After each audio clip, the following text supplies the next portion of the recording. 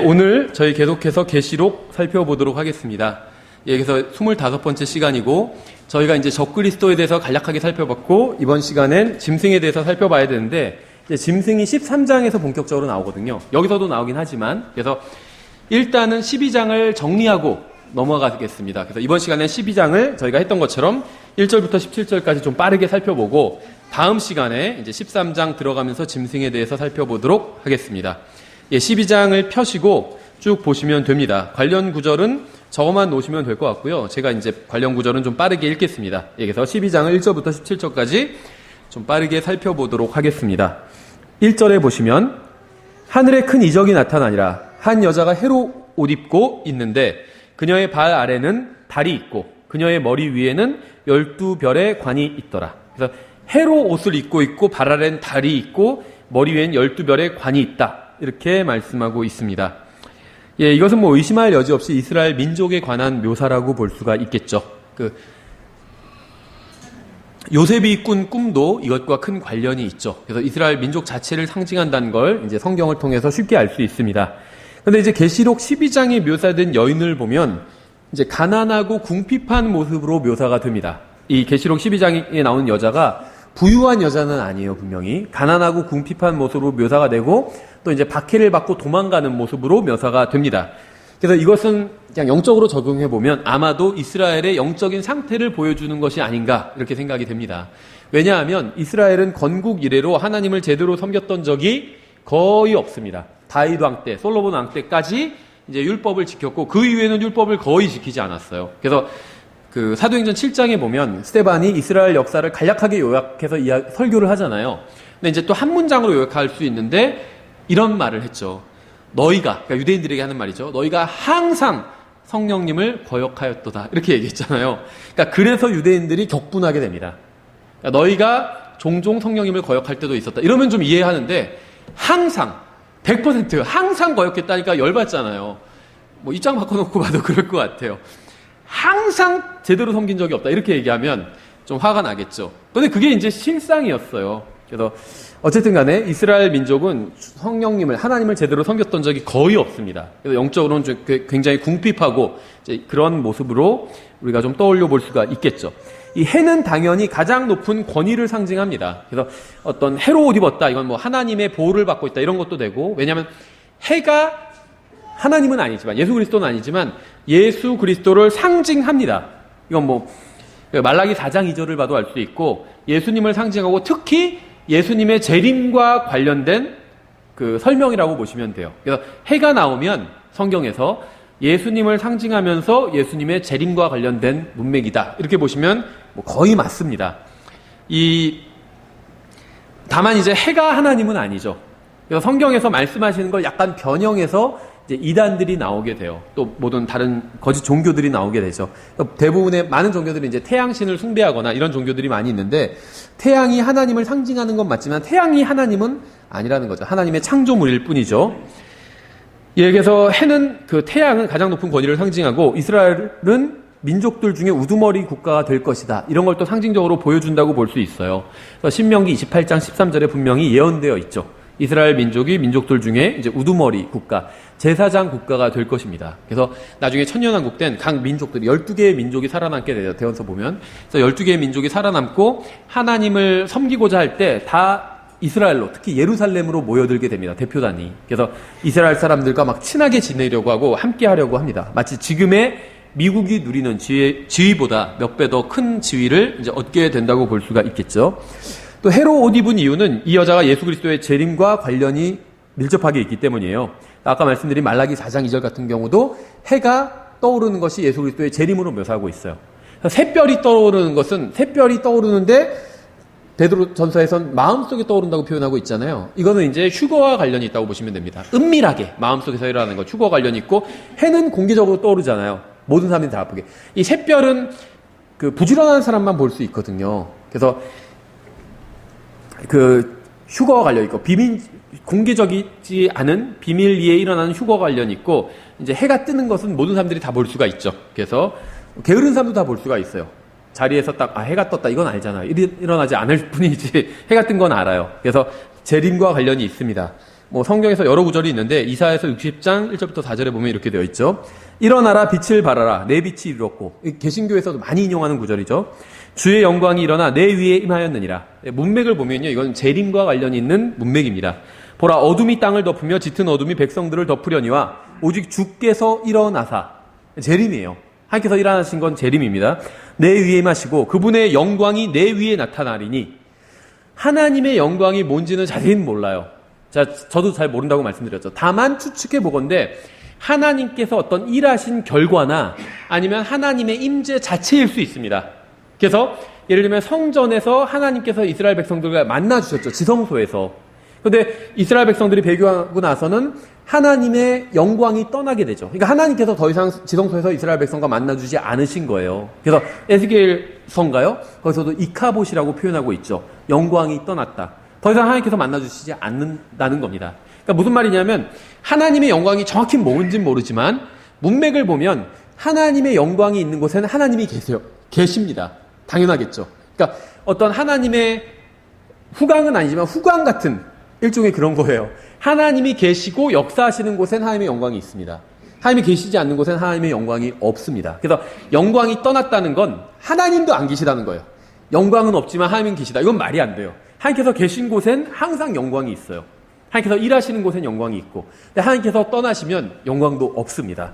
얘기해서 여기서 다시 그분의 영광이 내 위로 나타나니 영광이 돌아온 거예요. 예수님께서 재림하신 거죠. 이방인들이 내 빛으로 나오며, 천년왕국 이제 시작의 시점이죠. 그러니까 재림하시고 나서 바로 천년왕국이 시작되기 때문에 그 시점이에요. 이사야서 60장은 왕들이 내 솟아나는 광채로 나아오리라. 내 눈을 들어 사방을 보라. 그들이 다 함께 모여 내게로 오느니라. 내 아들들은 멀리서 오며 내 딸들은 내 곁에서 양육을 받으리라. 재림에 관한 문맥이죠. 달 아래 달이 있다는 것도 모든 민족들이 이스라엘 민족에게 굴복하게 될 것을 상징적으로 보여줍니다. 또 12별의 관은 이제 물론 이스라엘의 12지파를 상징하지만 그뿐만 아니라 어떤 능력이 충만함을 상징하기도 합니다. 왜냐하면 별도 영광과 관련이 있어요. 그래서 성경에서도 별의 영광이라는 표현이 나오죠. 그래서 이것도 어떤 능력이 충만히 있는 것, 이런 것들을 상징적으로 보여주는 것이라고 볼 수가 있습니다. 2절에 그녀가 아이를 베어 해산의 고통을 겪는 가운데 울부짖으며 출산하려고 진통을 겪더라. 그러니까 여자가 해산하는 것은 이스라엘에 관한 예언과 관련이 있습니다. 예레미야서 4장과 이사야서 66장 다 관련이 있어요. 그러니까 여자가 해산하는 건 예수님의 재림과 관련이 있는데, 왜 이게 예수님과 재림의 관련과 있냐면 여자가 해산해서 아이를 한순간에 낳잖아요. 마치 이스라엘이 지금은 주님을 떠나 있죠. 근데 이스라엘이 이제 주님께로 돌아오게 될 텐데 그게 이제 한순간에 하루 만에 이루어지게 됩니다. 그래서 하루 만에 이스라엘 백성들의 마음이 주님께로 향하게 됩니다. 그래서 그것을 이제 해산의 고통이다, 이런 식으로 표현해요. 왜냐하면 그렇게 낳기까지는 힘들지만 낳고 나서는 기쁨이 있잖아요. 그래서 주님께로 돌아오기 위해서는 이스라엘 백성이 이제 매를 맞게 되거든요. 그 과정은 힘들지만 돌아오고 나면 이제 기쁨이 있다는 거죠. 그렇죠. 저도 이제 둘을 낳는데 굉장히 정말 낳을 때는 고통이고 낳고 나서는 정말 기쁨이고 이것을 느끼겠더라고요. 그래서 저는 이제 낳을 때 다 자매 옆에 있었거든요. 둘째는 좀 수월하게 낳았어요. 근데 대부분 다 첫째를 힘들게 낳았죠. 첫째를 굉장히 힘들게 낳습니다. 정말 그 가진통 말고 진짜 진통을 한 10시간 이상을 했어요. 그래서 1분 진통하고 다시 좀 그 진통이 멎어들 때가 있잖아요. 1분 쉬고 그때 자고 다시 1분 진통하고, 근데 옆에 꼬박 있었거든요. 그런데 이제 앞으로 결혼하실 분에게 제가 조언을 드리면 그 아이를 낳으러 갈 때 반드시 청바지에 벨트를 하고 가셔야 돼요. 네.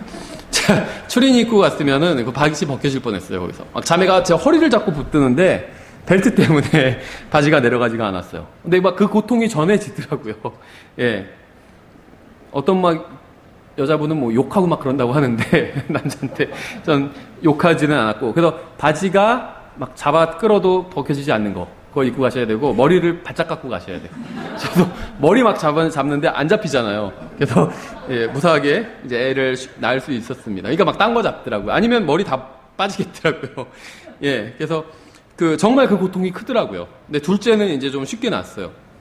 어쨌든지 간에 해산하는 것과 이제 이스라엘 백성이 하나님께로 돌아오는 것과 관련이 있어요. 예레미야서 4장 31절에 내가 소리를 들었는데 그것은 산고를 겪는 여자의 소리 같고 첫 아이를 낳는 여자의 고통소리. 첫째 낳는 게 힘들죠.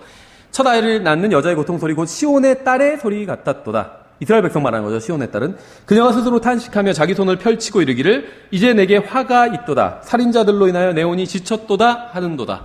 그래서 이 문맥이 재림의 문맥이에요. 이사야서 66장 7절. 그녀가 진통을 겪기 전에 해산하고 자기의 고통이 임하기 전에 사내 아이를 낳았으니 이렇게 말씀하고 있어요. 사내 아이를 낳았다 이렇게 말씀하고 있죠. 근데 여기서도 사내 아이를 출산한다는 게 이제 4절에 있나요? 4절, 5절에 있죠. 예, 그래서 재림과 관련 있는 문맥입니다. 뭐 시간이 없으니까 이사야서 전체 66장을 다 읽진 않지만 이사야서 66장, 예레미야서 4장은 재림과 관련 있는 문맥인데 다 해산하는 것과 관련해서 예를 들고 있습니다. 계시록에는 4명의 여자가 나옵니다. 2장 20절에 이세벨이 나오죠. 거짓 선지자의 전형적인 예죠. 또 12장 지금 본문의 1절부터 6절에 이제 이스라엘인 여인이 나오고 17장 1절에 창녀가 나오죠. 또 19장 7절부터 8절에 예수 그리스도의 신부가 나옵니다. 그래서 4종류의 여자가 나오죠. 예, 그래서 이 계시록에 나온 이 여자는 하늘이 아닌 땅에 있습니다. 12절에 보시면. 그래서 이스라엘은 메시아의 어머니죠. 이사야서 9장 6절이나 미가서 4장 1절, 10절이나 뭐 많이 있어요. 로마서 9장 5절이나 예수님께서 이스라엘 백성을, 이스라엘 민족을 통해서 나오셨다 이렇게 말씀하고 있죠, 성경이. 그래서 이스라엘은 분명히 예수님의 어머니입니다. 그래서 이 여인이, 사내 아이를 낳은 여인이 일단 이스라엘이라고 해석하는 것이 자연스럽습니다. 왜 이렇게 말씀드리냐면 로마 카톨릭에서는 당연히 이 여인을 누구라고 해석할까요? 마리아라고 해석합니다. 근데 성경에 지금 나온, 본문에 나온 것과 이걸 마리아라고 하면 맞지가 않아요. 그렇죠. 그래서 이것은 마리아가 아니라 이제 이스라엘 백성이다 이렇게 봐야 됩니다. 미가서 4장 제가 참고로 8절부터 13절까지 읽어드리면 오 너 양떼의 망대요 시온의 딸의 강한 이오세요 심지어 처음의 통치 권세가 내게 이를 것이요 왕국이 예루살렘의 딸에게 이르리로다. 왕국이 예루살렘의 딸들의 이스라엘 백성들에게 이른데요. 이제 내가 어찌하여 크게 부르짖느냐 내 안에 왕이 없느냐 내 조언자가 멸망하였느냐 산고를 겪는 여인에게 임하는 것 같은 산통이 너를 엄습하였도다. 재림 문맥은 항상 산고를 겪는 여인 이야기가 나와요. 오 시온에 따라 이스라엘 백성이죠. 산고를 겪는 여인같이 고통을 당하며 나으려고 수고할지어다. 열심히 수고해서 나으라는 거죠. 이제 내가 그 도시에서 나아가 드래거하고 또 심지어 바벨론에까지 가서 거기서 구출을 받으리니 나중에 계시록에 바벨론도 나오죠. 거기서 주가 너를 내 원수들의 손에서 구속하리라. 이제 또한 많은 민족들이 모여서 너를 치며 이르기를 시온을 더럽게 하고 우리 눈으로 시온을 바라보자 하거니와 적그리스도가 다 군대를 모아서 올라오는 장면 상상할 수 있죠. 그들은 주의 생각들을 알지 못하며 그의 계획을 깨닫지 못하느니라. 곡식단을 타작마당에 모음같이. 타작마당. 예수 그리스도의 재림과 관련이 있죠. 타작마당에 모아서 알곡은 곡간에 드리고 쭉정이는 꺼지지 않는 불로 태우시겠다 이렇게 말씀하셨죠. 곡식당을 타작마당에 모음같이 그가 그들을 모으리라. 오 시온에 따라 일어나서 타작할지어다. 내가 내 뿔을 쇠 같게 하고 내 굽을 놋 같게 하리니 내가 많은 백성들을 쳐서 산산조각 내리라. 내가 그들이 얻은 것을 거룩히 구분하며 주에게 드리며 또 그들의 재물을 온 땅의 주에게 거룩히 구분하여 드리리라. 이것도 재림 문맥입니다. 3절에 하늘에 또 다른 이적이 나타나니라. 보라 7머리와 10뿔을 가진 큰 붉은 용이 있는데 사탄이 등장하네요. 그의 머리들 위에 7개의 관이 있으며 여기서 관이 이제 영어로는 그냥 크라운즈입니다. 크라운. 그러니까는 왕관이죠. 그러니까 용이 왕관을 쓰고 있다는 것은 실제적인 권력을 가지고 있음을 상징합니다.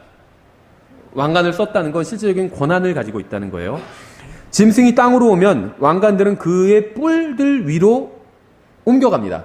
그러니까 처음에는 지금 여기서는 그 용이 머리가 7개 있는데 그 위에 7개의 관을 쓰고 있어요. 용이 왕관을 쓰고 있거든요. 용이 권력을 잡고 있다는 거예요. 근데 짐승이 땅으로 올라오면 이 짐승에게 뿔이 있는데 그 뿔로 왕관이 옮겨가게 됩니다. 그러니까 이거는 용이 죄의 사람에게 적그리스도에게 자신의 권능을 위임해 주는 걸 이제 상징적으로 보여준다고 볼 수가 있겠죠. 4절에 그의 꼬리가 용의 꼬리예요. 그의 꼬리가 하늘의 별들 중 3분의 1을 끌어다가 땅에 내던지더라. 그러니까 이것을 이제 실제적인 별이라고 해석한다면 이제 대환란 때 하늘의 그 천체에 어떤 큰 변화가 일어나게 되는 거죠. 그러면 당연히 기후에도 영향을 미치겠죠. 이게 만약에 별이 실제적인 별 아니라 천사라고 해석한다면, 왜냐면 계시록의 1장에 보면 별들이 천사라고 해석해주고 있어요. 그래서 성경의 해석에 따라서 별들이 천사라고 본다면 천사들 중에 3분의 1이 미래에 이제 마귀를 따라서 타락하게 될 것입니다. 그러니까 과거에도 타락한 천사가 있었고 앞으로 과거의 타락한 것보다 훨씬 더 아마도 많은 수일 거예요. 미래 천사들 중에 3분의 1이 마귀를 따라서 타락하게 될 것이다. 이렇게 볼 수가 있겠죠. 근데 제가 볼 때는 이게 둘 다 해당된다고 보는 게 자연스러운 것 같아요. 천사들도 해당되고 여기서 말하는 별이 또 실제적인 하늘에 있는 별들도 해당된다. 이렇게 보는 게 뭐 무리가 없겠죠. 둘 다 해당된다고 봐도 무리가 전혀 없는 것 같아요. 용이 막 해산하려고 하는 그 여자 앞에 서서 그녀의 아이가 태어나면 곧 그 아이를 삼키고자 하더라. 사탄은 엄청난 권력을 지닌 존재로 창조되었습니다. 욥기 41장에도 잘 나와 있죠. 기품을 소치 끊는 것 같이 끓게 하며 바다를 향유 단지같이 만드는 도다. 여기서 말하는 기품은 이제 셋째 하늘과 둘째 하늘을 막고 있는 그 큰 물층, 이 기품인데 이게 얼어 있는데 또 이거를 끓게 한다고 말씀하고 있어요. 그가 자기 뒤에 길을 만들어 빛나게 함으로 사람이 기품을 백발 같다고 생각하리라. 땅 위에는 그처럼 생긴 것이 없나니, 마귀 사탄 말하는 거예요. 그는 두려움 없는 존재로 만들어졌느니라. 그런데 성경에 보니까 뭐라고 말씀하고 있죠? 시가서에서 주님을 두려워하는 것이 지혜의 시작이요, 이렇게 말씀하고 있잖아요. 그러니까 마귀는 참된 지혜는 없는 거예요. 두려움 없이 만들어졌잖아요. 두려워해야 돼요. 그렇죠. 하나님을 두려워해야 되고 부모님을 두려워해야 됩니다. 또 경찰을 두려워해야 돼요. 그래야지 죄를 짓지 않죠. 뭐 경찰 하나도 무섭지 않아, 이런 사람은 죄를 짓게 되죠. 저는 이제 종종 그 인터넷으로 그 블랙박스로 보는 세상 이거 보거든요. 그럼 이제 운전에 대한 경각심을 딱 일깨우게 돼요. 근데 어떤 사람이 쓴 글인가? 하여튼 영상으로 본 건 아니고 글인 것 같은데, 보복운전 하잖아요. 누가 날 끼워주지 않거나 아니 뭐 좀 경적 울리거나 하면 그 사람 앞에서 그 사람 앞으로 가가지고 막 갑자기 멈춘다든지 이런 보복운전 하잖아요. 그럼 뭐 저도 자세히 모르지만 이것도 형량이 꽤 높아요. 이 보복운전 하는 것도. 근데 어떤 사람이 경찰차한테 보복운전 했대요. 경찰이 아마 경적을 눌렀나 봐요. 그랬더니 냉큼 차를 빼가지고 경찰차 앞으로 가서 달리다가 확 브레이크 밟고 멈추고 이렇게 했대요. 다 되게 용감하다고. 용감하다고. 두려움이 없는 존재예요. 그러면 안 돼요. 경찰을 두려워해야 합니다. 그렇죠. 그래야지 죄를 짓지 않게 되는 거죠. 그러니까 이 두려움이란 건 내가 죄를 짓지 않도록 막아주는 그런 기능이 있다는 거죠. 예, 그래서 마귀는 두려움 없이 창조된 존재고, 사실은 모든 창조물 중에 가장 뛰어난 창조물로 그렇게 창조된 존재입니다. 예, 그래서 성경은 사탄이 꼬리로 별들 중 3분의 1을 떨어뜨렸다고 말씀하고 있어요. 그러니까 이게 실제 별일지 아니면 천사들일지는 모르지만 무엇이 됐던 간에 꼬리로 3분의 1을 떨어뜨렸다는 건 엄청난 거예요. 별들의 3분의 1을 떨어뜨린 것도 엄청난 거고 천사들의 3분의 1을 떨어뜨렸다고 해도 엄청난 겁니다. 그러니까 무엇이 됐든 엄청난 거예요. 그러니까 마귀는 엄청난 존재입니다. 별 하나도 떨어뜨릴 수 없잖아요. 인간 전 인류가 다 합심해도 별 하나를 떨어뜨릴 수가 없어요. 근데 마귀는 3분의 1을 떨어뜨린 거예요. 엄청난 존재인 거죠. 예, 근데 그 꼬리와 같은, 성경은 또 꼬리와 같은 거짓 대언자가 사람들을 속인다고 말씀하고 있어요. 그래서 이사야서 9장 15절에 거짓말을 가르치는 대언자는 그 꼬리니라, 이렇게 말씀하고 있거든요. 마귀의, 사탄의 꼬리 같다는 거예요. 그러니까 이 사탄의 꼬리는 무엇인가를, 별들을, 천사들을 타락하게 하는 일을 하죠. 근데 거짓 대언자들도 하는 일이 똑같다는 겁니다. 사람들을 타락하게 하는 일을 한다는 거예요. 그러니까 타락이라는 게 별게 아니에요. 하나님으로부터 떨어진 게 타락입니다. 다른 게 타락이 아니에요. 아담과 이브가 왜 타락했어요? 과일 하나 따먹은 게 왜 타락이에요? 그게 무슨 죄예요? 죄가 아니잖아요. 과일 하나 따먹었는데 그게 무슨 죄예요? 그게 무슨 막 지옥에 갈 만한 죄입니까? 아니죠. 근데 왜 타락했다고 성경은 말씀하고 있죠? 하나님의 말씀을 어겼잖아요. 그게 타락이에요. 그러니까 마귀는 우리가 하나님의 말씀을 어기게 합니다. 그게 타락이에요. 다른 게 타락이 아니에요. 그러니까 그런 관점에서 보면 그리스도인들도 숱하게 타락하죠. 저도 지난 한 주간 많이 타락한 것 같아요. 그런 관점으로 보면. 하나님의 말씀을 따르지 않은 적이 있잖아요. 그게 타락이에요. 뭐 다른 게 타락이 아닙니다. 그렇죠. 성경에 의하면. 예, 5절에 그녀가 사내 아이를 낳았는데 이 아이는 철장으로 모든 민족들을 다스릴 자더라. 그녀의 아이가 채어 올라가 하나님께 이르고 그분의 왕자의 이를 얻더라. 저희가 지금 계시록 강해를 이렇게 주로 영적으로 적용해서 이제 우리의 삶에 많이 적용하는 방향으로 이렇게 하고 있습니다. 그래서 대부분 이제 가능하면 교리적인 논쟁은 하지 않고 있는데, 이 사실 여기서 이제 5절에서 사내 아이가 나오는데 이 사내 아이가 누구냐에 대한 이제 논란이 좀 있습니다. 특히 킹제임스 성경을 믿는 진영에서도 이게 의견이 일치가 되지 않았어요. 그래서 목사님들끼리 모여도 여기에 대한 의견이 다 다릅니다. 일단은 이 여자가 사내 아이를 낳았잖아요. 그래서 이 여자는 이스라엘인 게 확실합니다. 이거는 성경을 문자적으로 해석하는 사람들은 다 일치해요. 여자가 이스라엘이다. 카톨릭은 이게 마리아다 이렇게 해석하고 거기 빼고는 다 이스라엘이라는 건 일치하는데 이제 사내 아이가 누구냐에 대한 해석은 좀 다릅니다. 근데 일반적으로는 사내 아이가 예수 그리스도라고 해석을 합니다. 그리고 이것이 일단은 가장 자연스러워 보입니다. 그런데 이것을 이제 예수 그리스도가 아니라 14만 4천 명이다. 이렇게 해석하는 경우도 있어요. 이제 그렇게 해석하는 이유는, 그럼 그 여자도 이스라엘이고 14만 4천도 이스라엘이잖아요. 그러면 이스라엘 낳았다는 말이 무슨 말이냐 이렇게 될 수 있는데, 여자가 이스라엘이고 14만 4천은 이스라엘에서 나온 사람들이거든요. 그러니까 여자에게서 사내가 태어난 것처럼 이스라엘에게서 나온 사람이고, 게다가 이제 이 여자를 이스라엘 민족으로 봤잖아요. 집단으로 봤죠. 사람들의 집단. 그래서 14만 사람도 사람들의 집단이잖아요. 그래서 사내 아이도 집단으로 보는 게 해석이 좀 일관되지 않나, 이런 견해가 있어요. 저도 이러한 해석이 좀 괜찮은 해석이라고 생각을 합니다. 그러니까 여자도 이스라엘 민족 전체, 사내 아이도 14만 4천 전체, 14만 4천 증인들, 환란 증인들 전체, 이렇게 보면은 좀 균형이 맞죠. 그런데 이제 문제가 있어요. 그렇게 해석할 때 그 문제가 무엇인지는 좀 뒤에서 보기로 하고, 또 킹제임스 성경 진영에선 뭐 아시는 분 아시니까 러크만 목사님 같은 경우엔 아마 이거는 14만 그 환란 증인도 아니고 그 예수님도 아니고 어떤 초자연적인 능력을 가진, 그러니까 적그리스도는 아닌데 긍정적인 이제 하나님에게로부터 온 초자연적인 능력을 가진 어떤 존재일 것이다, 이런 식으로 해석을 합니다. 근데 이거는 사실 상당히 독특한 해석이고 근거가 제가 봤을 땐 별로 없어요. 러크만 선생님 그렇게 말씀하시면서 근거를 별로 안 댑니다. 다른 사람일 확률이 높다 이런 식으로 그냥 얘기해버리지 근거가 없어요. 그래서 제가 이제 말씀드리고 싶은 거는, 우리가 반드시 어느 쪽으로만 해석해야지 성경대로 믿는 사람이다, 그런 생각은 버려야 됩니다. 계속 말씀드리지만 성경대로 믿는 사람이란 건 영어로는 바이블 빌리버예요. 그러면 성경을 믿는다는 거거든요. 그러니까 그 태도를 가지고 있으면 그 사람은 성경을 믿는 사람입니다. 그러니까 성경을 믿는다는 건 그냥 뭐 믿는다 이런 말이 아니라 성경은 하나님의 말씀이라고 믿는 게 성경을 믿는 거거든요. 성경을 믿는데 성경은 아무런 가치가 없다고 믿어. 그건 성경을 안 믿는 거죠. 그러니까 성경을 하나님의 말씀이다 이렇게 믿어야지 그게 성경을 믿는 것입니다. 그런데 그거는 이제 태도와 관련이 있어요. 그래서 성경과 나의 생각이 다른 게 명백하게 드러난다면 언제든지 나의 생각을 버리고 성경을 따르겠다. 이게 성경을 바르게 믿는 태도고 성경대로 믿는 사람들이 가지고 있는 태도입니다. 그거지 어떤 해석이 다 똑같아야지, 어떤 특정한 해석 틀에 맞아야지 그게 성경대로 믿는 사람은 아니라는 거예요.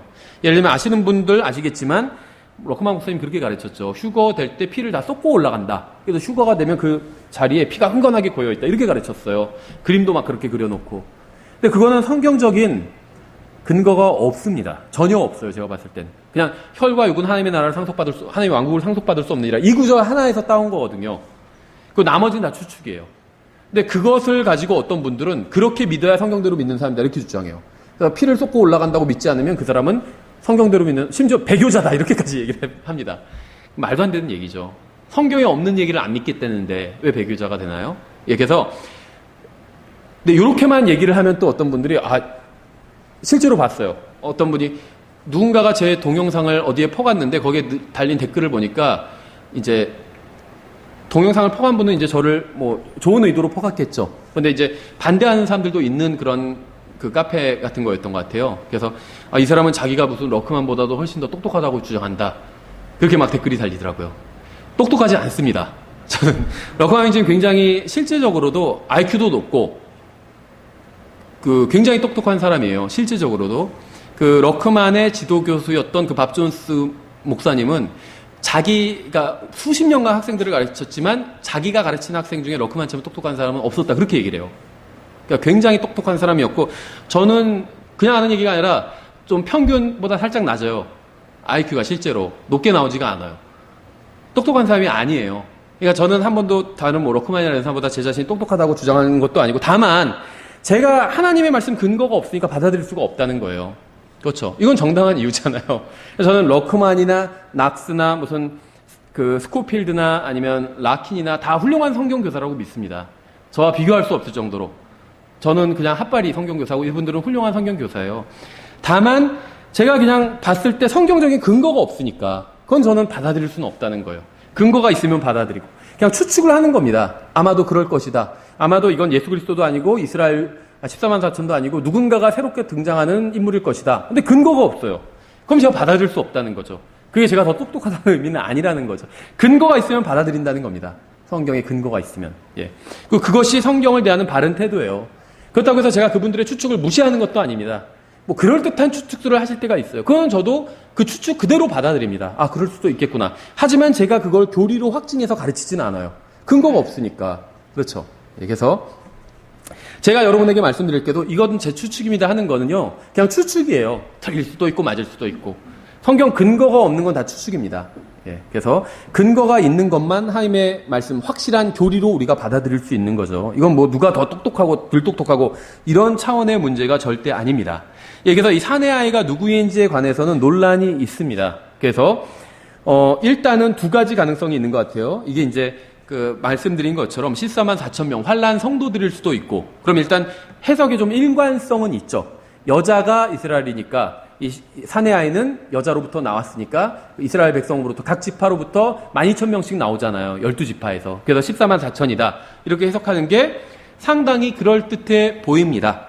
예, 그런데 이제 이것이 이 사내 아이는 예수 그리스도다. 이렇게 해석하는 분들도 있고, 일단은 상당히 그게 가장 합리적으로 보이는 건 사실이에요. 사내 아이는 예수 그리스도인 것으로 보이는데, 이제 에덴에서 여자의 씨가 뱀의 머리를 부순다는 말씀이 있은 후로 사탄은 항상 여자의 씨로 오시는 메시아를 제거하기 위해서 혈안이 되었습니다. 성경에 나온 첫 번째 목자는 그의 형제에 의해서 살해가 되었죠. 예수 그리스도도 육신의 형제인 이스라엘 민족에 의해서 살해되었습니다. 성경은 사탄이 처음부터 살인자였다고 말씀해요. 근데 사탄이 누구 죽이는 거 보신 적 있어요? 성경에서? 없을걸요? 근데 생각해 보세요. 예수님께서 요한복음 8장에서 사탄은 처음부터 살인자였다 이렇게 말씀하셨어요. 그런데 실제로 성경을 보니까 사탄이 나타나서 누구를 죽이는 걸 본 적은 없어요. 그렇죠? 근데 왜 예수님께서 사탄이 처음부터 살인자였다고 말씀하고 있을까요? 살인자는 건 누구를 죽여야 살인자인 거잖아요. 우리 상식에. 그런데 사탄은 누구를 죽인 적이 없어요. 성경을 보면. 아벨을 죽인 거 사탄이 아니에요. 가인 죽였죠. 그런데 사탄이 처음부터 살인자였대요. 왜 그렇게 말씀하고 있냐면 요한일서 3장 15절에 의하면 성경에서 말씀하시는 살인은 실행하기 전에 먼저 마음에서 시작되기 때문이에요. 그러니까 일반 세상 법과는 다르죠. 내가 세상 법으로 누구를 죽이고 싶어요. 그렇다고 해서 그 사람을 죽인 건 아닙니다. 처벌받지 않아요. 그렇죠. 하지만 세상 법에선 실제 누구를 제가 죽여야 처벌을 받습니다. 살인죄로. 그런데 하나님께서는 다르게 보신다는 거예요. 마음으로 이미 누구를 미워하면 그게 살인을 한 것이라고 말씀하고 있는 거예요. 그래서 사탄이 처음부터 살인자였다. 성경이 이렇게 말씀하고 있다는 거죠. 그러니까 세상에서 말씀하시는 것과 성경에서 말씀하시는 것이 그 정의가 서로 좀 다르다는 걸 알 수가 있겠죠. 예수님께서는 자신을 죽이려는 자들이 그들이 아비인 마귀의 욕망을 실행하려고 한다. 이렇게 또 말씀을 하셨죠. 갈라디아서 4장 4절에 이렇게 되어 있습니다. 그러나 충만한 때가 이르매 하나님께서 자신의 아들을 보내사 여자에게서 나게 하시고 율법 아래 있게 하셨나니 이것은 율법 아래 있는 자들을 구속하시고 또 우리가 아들로 입양되게 하려 하심이라. 하나님께서 이브에게 여자의 씨가 뱀의 머리를 부술 것이다 이렇게 예언을 하셨죠. 그래서 여자의 씨가 오기를 이제 사람들이 계속해서 기다리게 됩니다. 그런데 아무 때나 여자의 씨가 오는 것이 아니라 충만한 때가 이르러야 이제 여자의 씨가 오게 된 거라는 거예요. 그걸 이제 갈라디아서 4장 4절이 말씀하고 있는 겁니다. 하나님께서 마리아라는 여자를 통해서 자신의 아들을 세상에 보내셨습니다.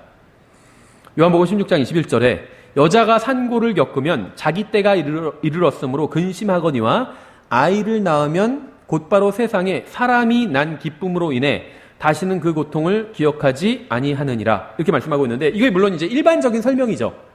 아이 낳을 때쯤 되면 걱정하잖아요. 그렇죠. 이거 어떻게 낳지 하다가 낳고 나면은 곧바로 세상에 사람이 난 기쁨으로 해서 다시 그 고통을 기억하지 않게 되죠. 저희도 막 애 낳기 전에 우리 둘은 못 낳겠다 막 그랬거든요. 낳고 나서도 이제 자매가 그 산후조리 할 때는 이거는 우린 둘은 못 난다 이렇게 생각했어요. 그런데 그 고통을 기억하지 못하게 되더라고요. 시간이 지나니까. 그러니까 둘째를 낳게 됐거든요.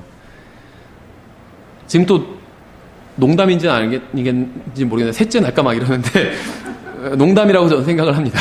예, 잊어버린 거예요. 그 고통을, 둘째 낳을 때의 고통을. 예, 그래서 이것은 요한복음 16장 21절은 일반적인 말씀이기는 하지만 이것은 사실은 그 이상의 의미를 담고 있어요. 왜 그러냐면 아이를 낳으면 곧바로 세상에 사람이 난 기쁨으로 인해 다시는 그 고통을 기억하지 아니하리라 이렇게 되어 있는데요. 영어로 보면 좀 달라요. 사람이 man으로 되어 있습니다. man. 남자를 난 기쁨으로. 근데 물론 man이란 게 남자도 되고 사람도 되고 인간도 되죠. 그러니까 저는 지금 훈정역 번역이 잘못됐단 말을 하는 건 아니에요. 바른 번역인데 영어 킹신성의 의미가 훨씬 더 풍부하죠. 근데 여기서는 굳이 사실은 좀 이게 이상한 표현이에요. 왜냐하면 세상에 사람이 난 기쁨으로 man, 남자를 난 child라고 베이비라고 하지 않고 남자를 난 기쁨으로 인해서 그 고통을 더 이상 기억하지 않는다 이렇게 말씀하고 있는데 비슷한 표현이 있어요. 예를 들면 제가 아까 말씀드린 것처럼 이브는 처음에 하나님의 말씀을 어기고 죄를 범했지만 하나님께서 이브에게 나타나셔서 말씀을 주셨죠. 여자의 씨가, 그러니까 너 같은 여자의 씨가 나중에 뱀의 머리를 부술 것이다 이 말씀을 주셨어요. 그래서 이브가 그때부터 여자의 씨를 기다리게 됩니다. 그러니까 뱀의 머리를 부술 남자를 기다리게 돼요. 메시아로 오실. 어떻게 알 수 있냐면 창세기 4장 1절에 보면 아담이 자기 아내 이브를 알매 동침했다는 거죠. 그녀가 수태하여 가인을 낳고 이르되 내가 주로부터 남자를 얻었다 하니라. 여기서도 man이에요. 이게 좀 이상한 표현이에요. 왜냐하면 일단 이브가 왜 이렇게 선포를 했냐 하면 충만한 때가 언제인지 이브는 전혀 몰랐습니다. 그래서 자기가 아이를 낳으니까 가인이 첫째 아이였잖아요. 아이를 낳으니까 이게 여자의 씨인가 보다 이렇게 착각을 했습니다. 그래서 이제는 내가 주님으로부터 남자를 man 얻었다. 그 뱀의 머리를 부술 남자를 얻었다. 이렇게 말하고 있는 거예요. 왜냐하면 이게 이상한 표현이거든요. 출산을 하면 아이를 낳았다 이렇게 얘기하죠. 아이를 낳았다. 아니면 아들을 낳았다 이렇게 얘기합니다. 딸을 낳았다. 그렇죠? 뭐 낳았어? 그러면 딸 낳았어요. 아들 낳았어요. 이번에 저희 아내가 아이를 낳았어요. 이렇게 얘기하죠. 근데 이번에 저희 아내가 남자를 낳았어요. 이렇게 얘기하지는 않거든요. 여자를 낳았습니다. 이렇게 얘기하지는 않아요. 그러니까 이거는 영어 표현도 마찬가지거든요. 아들 낳으면 it's a boy 이렇게 걸어놔요. 아들 낳았어요. 이런 표현이거든요. it's a man 이렇게는 안 해요. 그거 되게 이상한 표현이죠.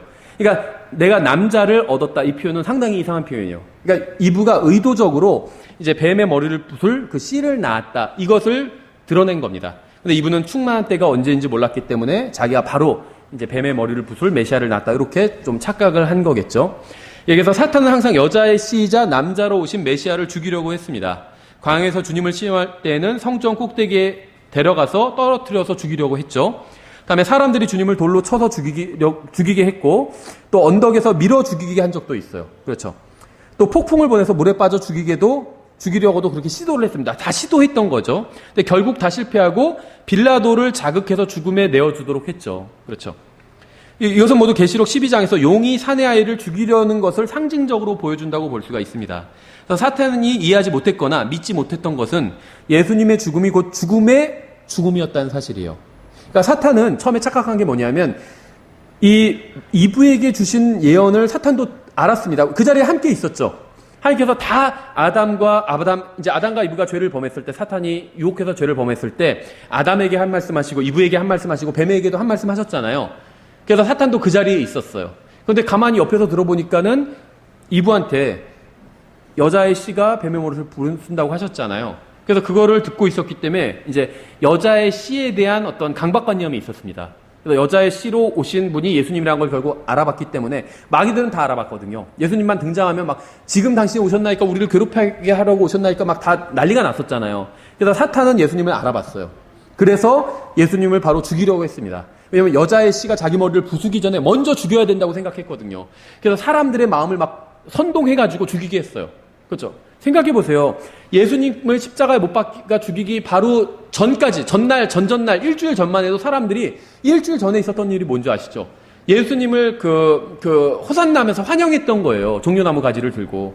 그랬던 사람들이 갑자기 며칠 만에 안면 몰수하고 예수님을 십자가에 못 박아 죽이소서 막 이렇게 외치게 만들었잖아요. 사탄이 그렇게 충동한 거거든요, 사람들을. 예수님을 대적하고 죽이게끔. 그래서 다 예수님이 십자가에 달려 죽기까지 사람들이 뭐라고 외쳤죠? 십자가에 달려 죽이소서, 못 박으소서 이렇게 외쳤잖아요. 그런데 사실은 그것이 하나님께서 실패하신 거 아니라 하나님의 계획이었다는 거죠. 인간의 죄값을 치르기 위해서 하나님께서 스스로 자기의 생명을 바치러 오신 거잖아요. 사탄은 그것까지는 몰랐거든요. 그래서 예수님께서 순순히 십자가에 달려 죽으셨습니다. 근데 예수님께서 십자가에 달려 죽으시면서 사탄이 깨닫기 시작한 거예요. 아, 이거 뭔가 잘못됐다. 이게 나의 의도와는 다르게 일이 진행되고 있구나. 그래서 사탄이 마음을 바꾼 거예요. 그래서 사람들의 마음에 다시 충동질하죠. 십자가에서 내려오라 내려오라 이렇게 사람들이 외치게 되잖아요. 충동질한 거예요. 그러니까 예수님이 십자가에 달린 순간 사탄이 깨닫고 아 이게 십자가로 나를 이기는 거구나. 성경에서도 십자가로 승리하셨느니라 이렇게 말씀하고 있잖아요. 그래서 사탄이 자기가 패배했다는 걸 직감하고 그걸 되돌리기 위해서 십자가에서 내려오라 내려오라 사람들을 또 충동해서 그렇게 외치게 만든 것이었습니다. 그래서 예수님의 죽음으로 인해서 사탄은 자기가 승리했다고 생각했는데 진짜 패배한 거는 사실은 예수님이 아니라 사탄 자신이었다는 거예요. 오히려 승리자는 예수님이었다는 겁니다. 그래서 마치 골리앗이 자기의 칼로 목베임을 당하게 되죠. 다윗은 칼이 없었어요. 문매로 골리앗을 쓰러뜨리고 골리앗의 칼을 빼서 골리앗의 머리를 잘랐습니다.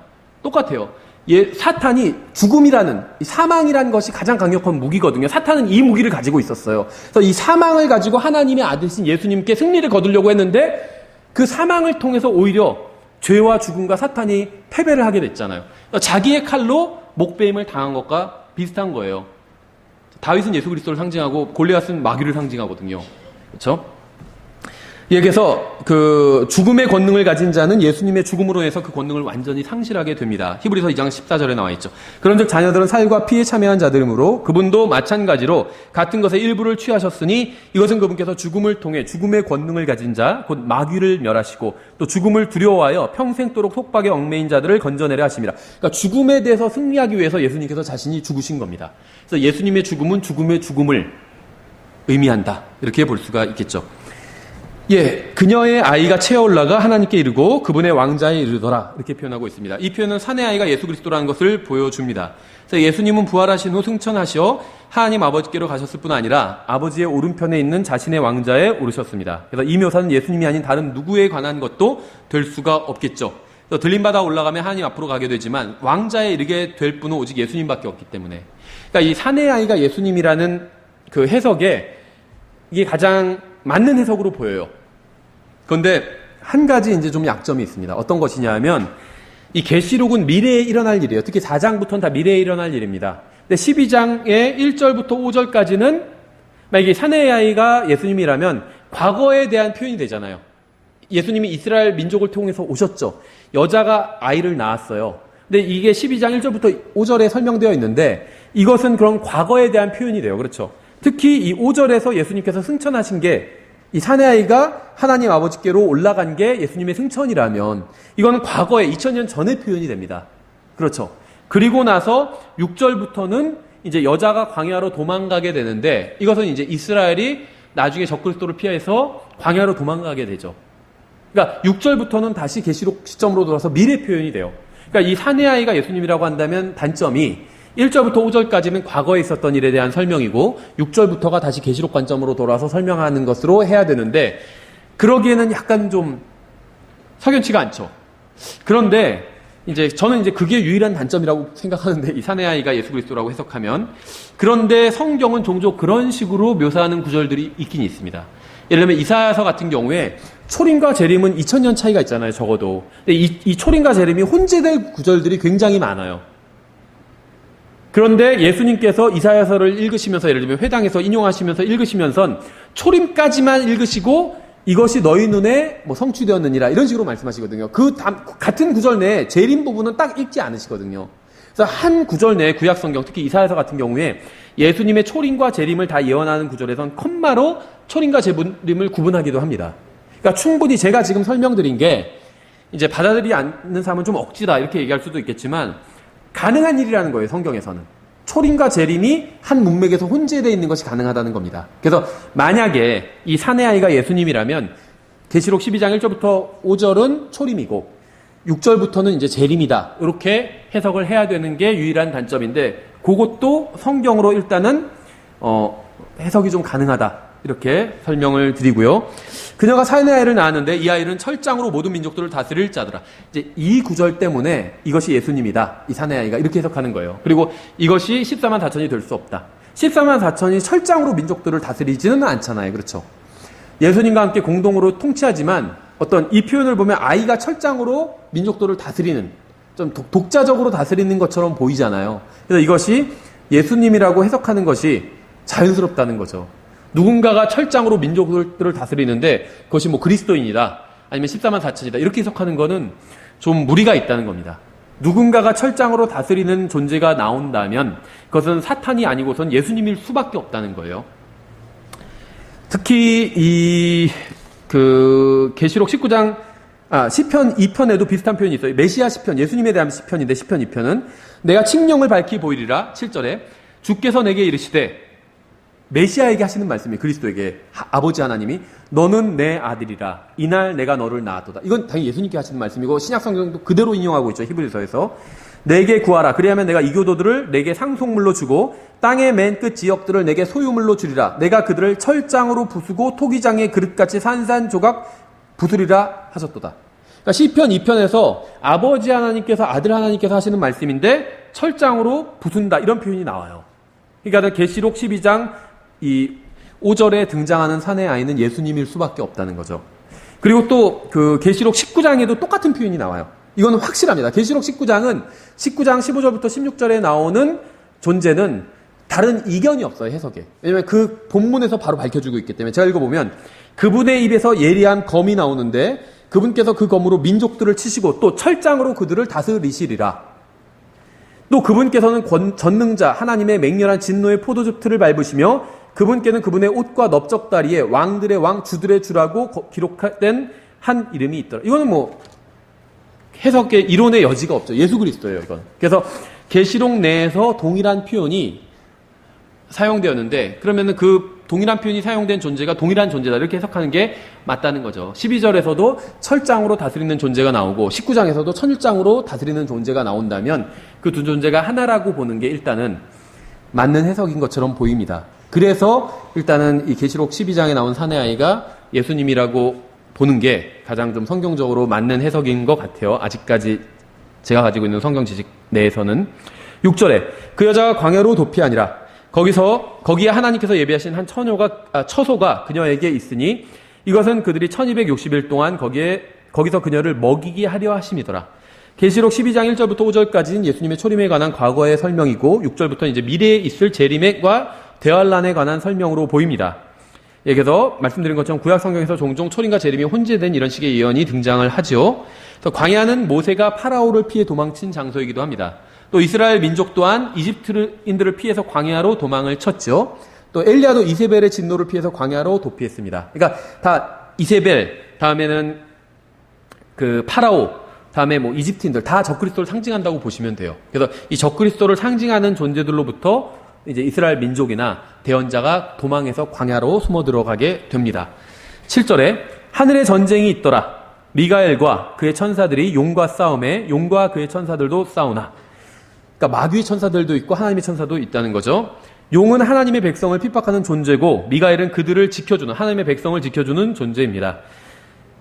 계시록 2장부터 3장에 보면 7교회에 각각 천사들이 있었죠. 그러니까 교회를 지켜주는 천사들이 있었어요.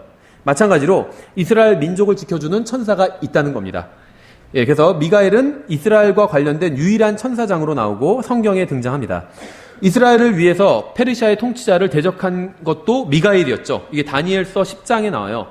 13절, 20절, 21절을 읽어보면 그러나 페르시아 왕국의 통치자가 이건 실제 왕을 말하는 것이 아니라 그 사악한 존재, 영적 존재를 말해요.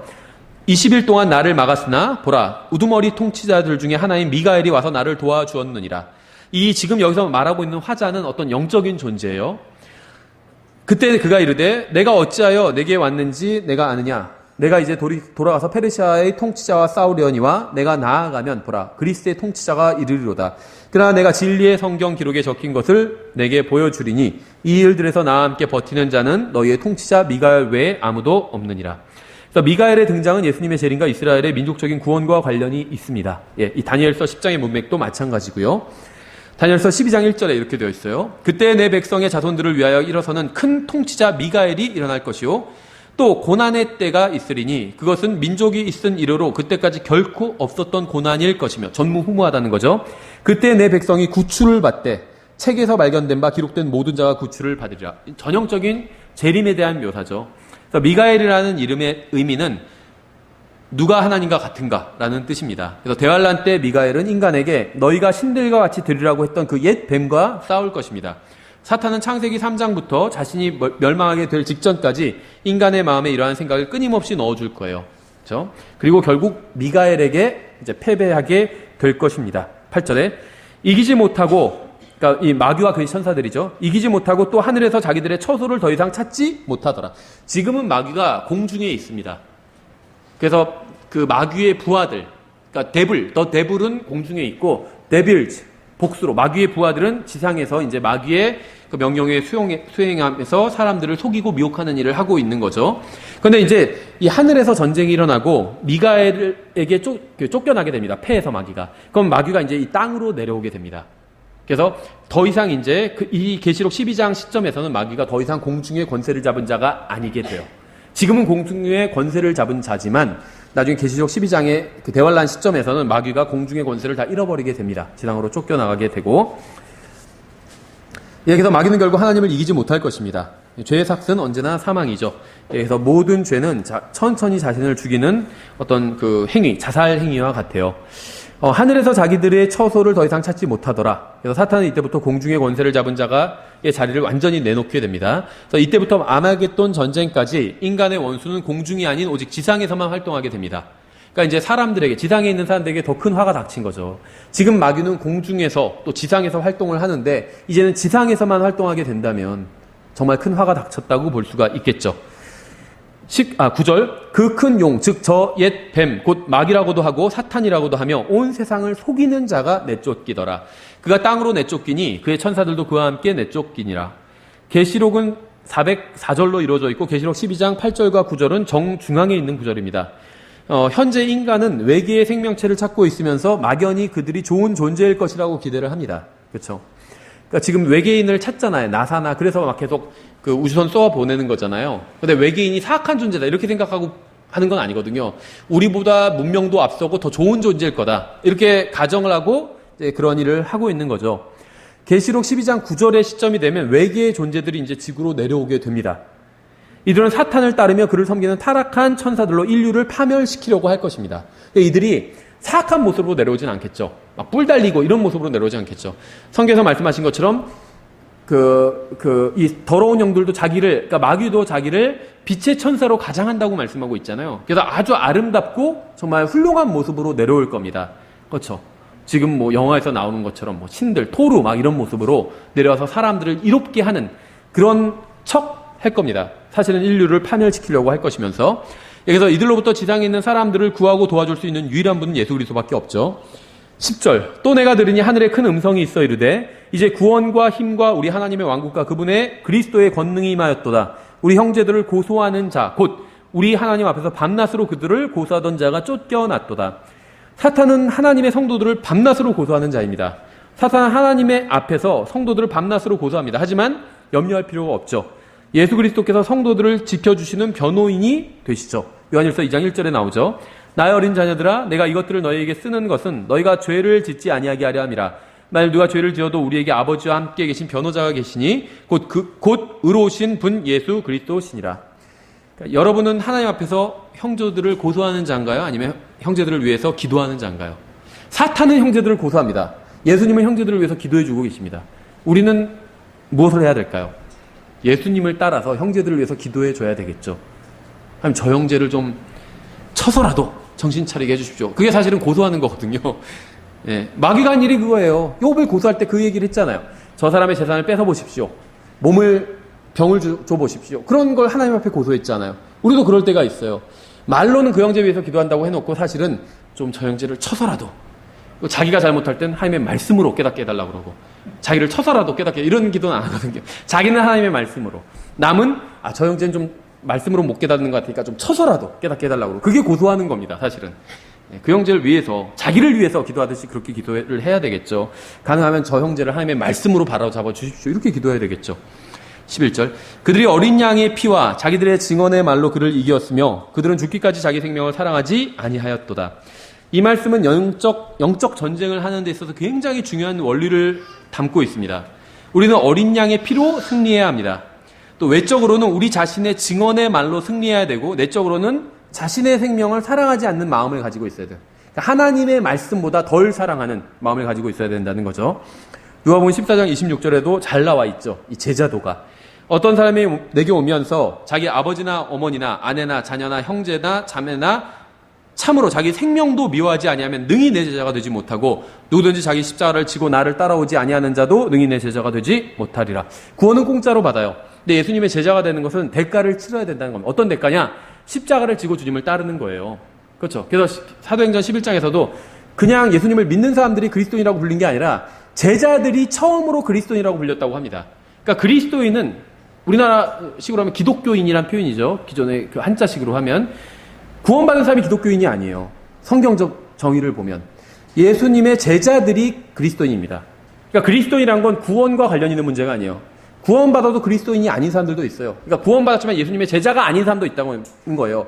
왜냐하면 구원은 공짜로 받지만 제자가 되는 것은 대가를 치러야 되는 거거든요. 그래서 왜 제자 훈련 많이 시키는 그런 선교회에서 그런 책도 출판한 적이 있죠. 제자는 태어나는 것이 아니다. 그게 제목이에요. 부제로는 만들어지는 것이다. 제자는 만들어지는 거예요. 자기 자신을 하나님 앞에서 제자가 되도록 해야 되는데 어떻게 해야 되냐? 날마다 자기 십자가를 지고 예수님을 따라가야지 제자가 됩니다. 구원받았다 할지라도 십자가를 지고 따라가지 않으면 예수님의 제자가 아니라는 거예요. 그럼 십자가를 진다는 게 뭐냐?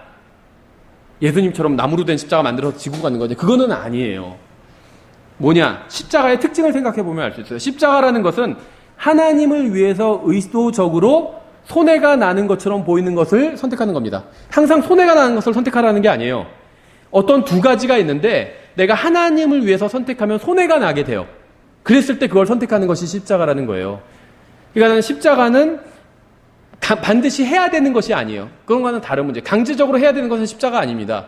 아니면 세상에서 당하는 고난, 이건 십자가가 아니에요. 그러니까 십자가는 고난의 형태로 나타나긴 하지만 고난이 십자가는 아니에요. 왜냐하면 구원받지 않은 사람들도 고난 많이 당하잖아요. 그럼 그 사람들이 십자가를 지고 있는 건가요? 아니죠.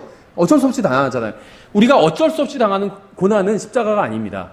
내가 피할 수 있어요. 그런데 하나님을 위해서, 형제 자매들을 위해서 그걸 선택한다면 그게 십자가인 겁니다. 뭐 극단적인 예를 들면 예전에 공산 치하에서 러시아나 이제 소련의 공산 치하에서 그리스도인을 잡아다가 막 고문을 하죠. 그래서 다른 그리스도인이 어디 숨어 있냐 불어라 했을 때 그거를 불면은 내가 고난 당한 걸 면할 수 있잖아요. 근데 불 수도 있어요. 그렇죠. 근데 불지 않고 내가 하나님과 다른 형제들을 위해서 다른 형제들을 끝까지 지켜줬어요. 그럼 십자가를 선택한 거죠. 선택할 수 있는 게 십자가라는 거예요. 어쩔 수 없이 가는 거, 수입이 줄어들어서 무슨 먹을 걸 줄이는 거, 이건 십자가 아니에요. 그건 어쩔 수 없이 그렇게 된 거잖아요. 수입이 줄어서 사고 싶은 걸 못 사는 거, 이건 십자가 아니라는 거죠. 어쩔 수 없는 거잖아요. 하나님을 위해서 하는 게 십자가예요. 의도적으로. 그게 십자가. 그렇게 되면 그러니까 하나님의 말씀대로 하면 손해가 나는 경우가 있잖아요. 그럴 때도 하나님의 말씀에 순종하는 걸 선택한다는 겁니다. 그게 십자가라는 거예요.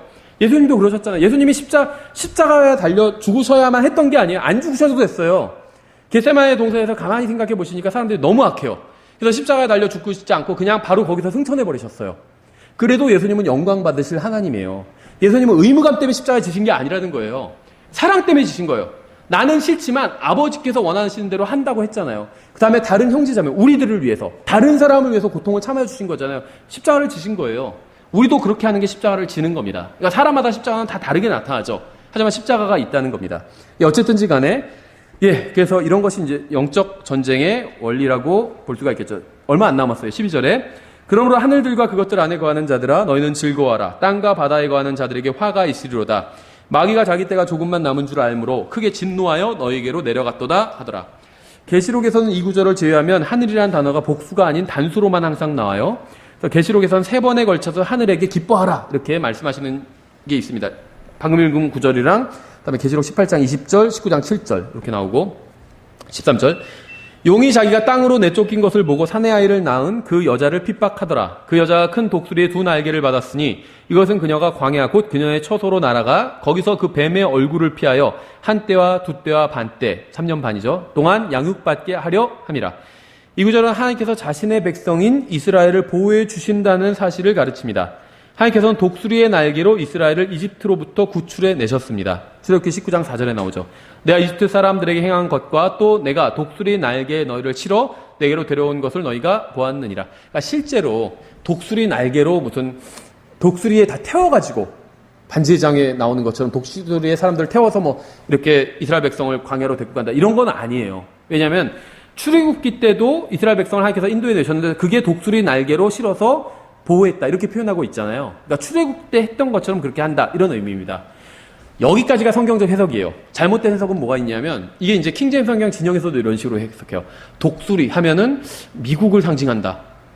갑자기 그렇게 나와요. 그러면서 아마도 이스라엘 백성을 미국 공군기들이 보호해서 뭐 이스라엘 백성을 보호해 줄 것이다 이런 식으로 나오는데 전형적인 사적인 해석이죠. 이 독수리는요 로마 제국 이후로 대부분의 나라에서 다 상징으로 사용하고 있습니다. 우리나라 경찰도 아마 상징이 독수리일 거예요. 새가 있잖아요. 비둘기는 아닐 거예요, 그게.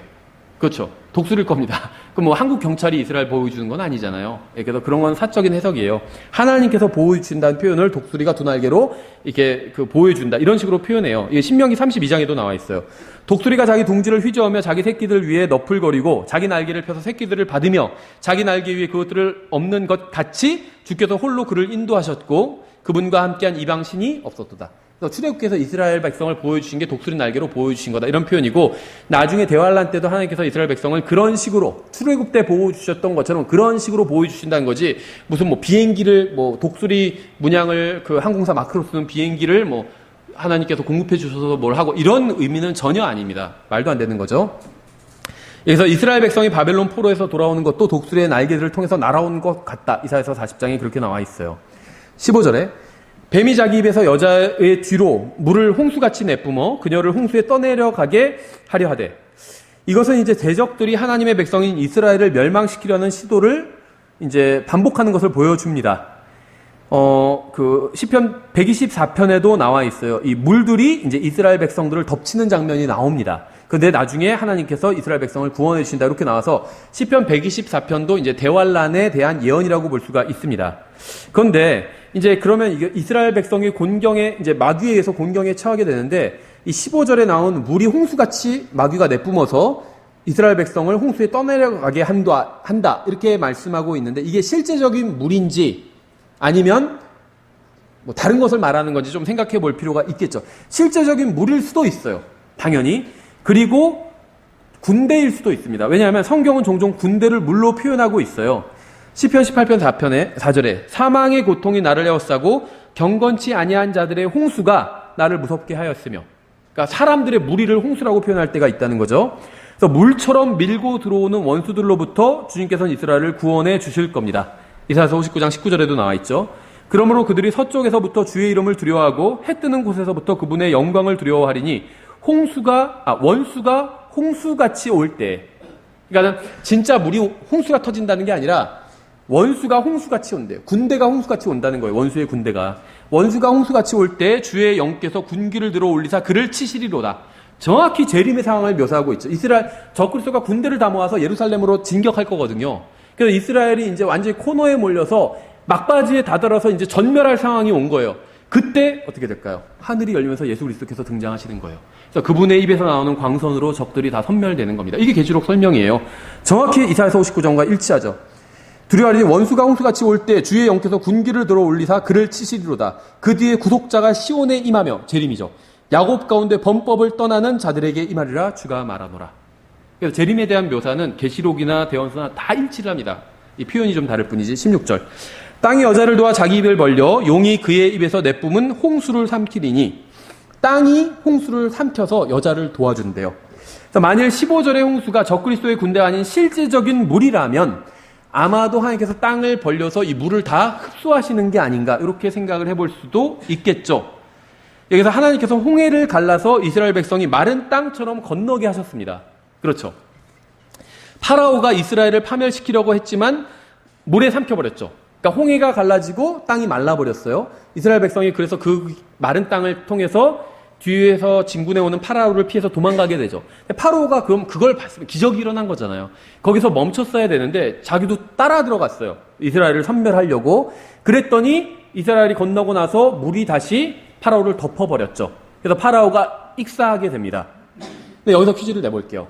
그럼 파라오가 거기 익사했잖아요. 그럼 다음날 가서 파라오의 시체를 찾으려고 했다면 찾을 수 있었을까요? 없었을까요? 익사한 시체가 떠오르잖아요. 있었을까요? 없었을까요? 없었을 거예요. 왜냐하면 파라오는 물에 빠져서 죽은 것으로 끝난 게 아니에요. 파라오의 시체는 물에 가라앉은 게 아니라 땅 속으로 들어갔습니다. 이거 어떻게 알 수 있냐면 출애굽기 15장은요. 이제 이스라엘이 홍해를 완전히 안전하게 건너고 난 이후에 이스라엘 백성들이 찬양하는 장면이거든요. 그래서 방금 있었던 사건에 대한 이야기예요. 출애굽기 15장 1절을 읽어보면 그때 모세와 이스라엘 자손이 이 노래로 주께 노래하고 말하여 이르기를 내가 주께 노래하리니 그분께서 영화롭게 승리하셨도다. 그분께서 말과 거기 탄 자를 바다에 던지셨도다. 10절에 주께서 주의 바람으로 바람을 일으키심에 바다가 그들을 덮었고 그들은 강력한 물들 속에 납같이 가라앉았나이다. 오 주여 산들 가운데 주와 같으신 이가 누구니까? 주와 같이 거룩함 속에서 영화로우시고 찬양 속에서 두려우시며 이적들을 행하시는 이가 누구시니까? 주께서 주의 오른손을 내미심이 땅이 그들을 삼켰나이다. 물에 빠져만 죽은 게 아니라 땅 입을 열어서 파라오를 완전히 삼켜버리신 거예요. 그래서 어디에 갔을까요? 땅 밑으로 쭉 떨어져서 지옥에 간 거예요. 그래서 모세와 이스라엘을 추격하던 파라오는 물에 빠졌을 뿐 아니라 땅 속으로 완전히 삼켜져 버렸습니다. 고라의 자손들이 고라가 땅 속으로 삼켜진 것처럼. 17절 용이 여자에게 진노하여 그녀의 씨 중에서 남은 자들 곧 하나님의 명령들을 지키고 예수 그리스도의 증언을 가진 자들과 전쟁을 하려고 가니라.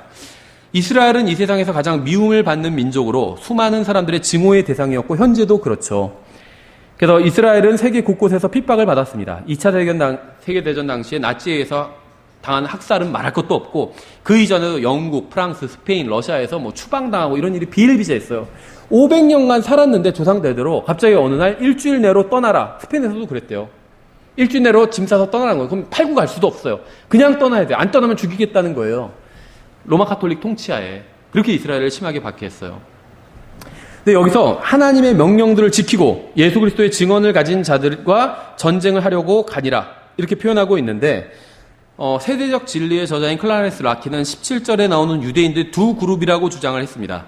그래서 하나님의 명령을 지키는 자들은 정통 유대인들이고 예수 그리스도의 증언을 가진 자들은 왕국 복음을 받아들이고 그리스도를 자신의 메시아로 받아들인 유대인들이라고 주장을 했는데 본문을 보면 이게 틀린 것 같아요. 왜냐하면 본문에서는 이들을 모두 남은 자들로 받고 있어요. 똑같은 자들이라는 거예요. 남은 자들. 그래서 두 그룹이 아닌 한 그룹의 두 가지 특징이다. 그러니까 하나님의 명령들도 지키고 또 예수님의 증언들도 가지고 있는 자들이 바로 남은 자들이다. 이렇게 해석하는 게 또 문맥이 자연스럽다는 겁니다. 예, 그래서 저희가 12장을 좀 빠르게 살펴봤고 다음 시간에 13장을 들어가면서 13장에 본격적으로 등장하는 짐승에 대해서 살펴보도록 하겠습니다. 예, 저희